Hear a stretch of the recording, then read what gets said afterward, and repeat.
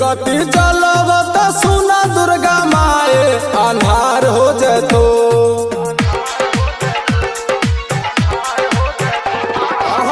धीम गति चलब त सुना दुर्गा माए अन्हार हो जतो, हो अन्हार हो जतो। राजा तेजी में चलबा छिलक के सब गंगा जल बेकार हो जैतो।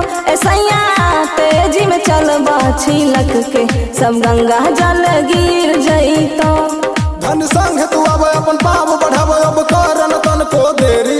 हमरा चलल न जाय छु बड़ा गोर दुखाय छु तू करे छ कहे बल जोरी। ए राजा तेजी में चलबा छिलक के सब गंगा जल बेकार हो जैतो। ऐसैया तेजी में चलबा छिलक के सब गंगा जल गिर जैतो।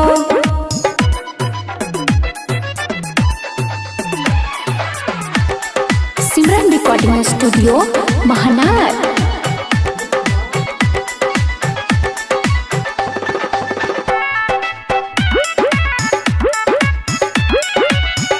ऐसे तू चलब त कबल पहुँचब हमर कोनो बतिया पर बेरी बेरी रुसबा। ऐसे जे चलब त कबल पहुँचब हमर कोनो बतिया पर घड़ी घड़ी रुसबा।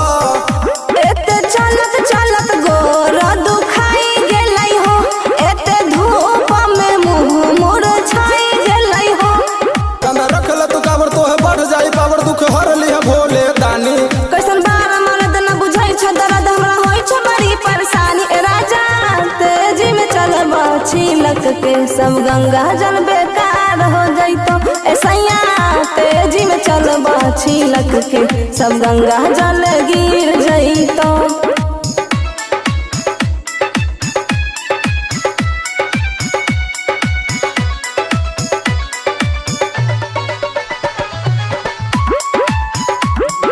Mix by Simran recording studio महानार।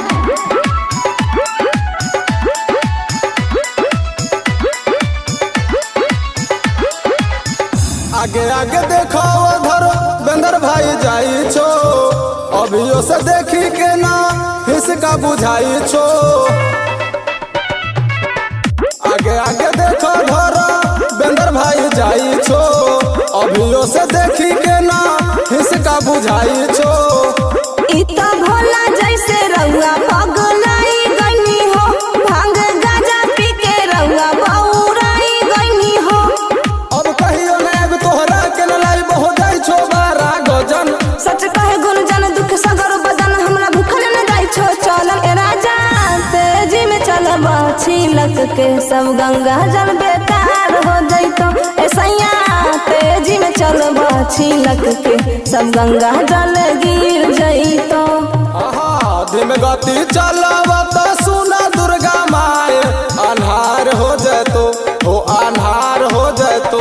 ए राजा तेजी में चलबा छिलक के सब गंगा जल बेकार हो जैतो। ऐसैया तेजी में चलबा छिलक के सब गंगा जल गिर जैतो।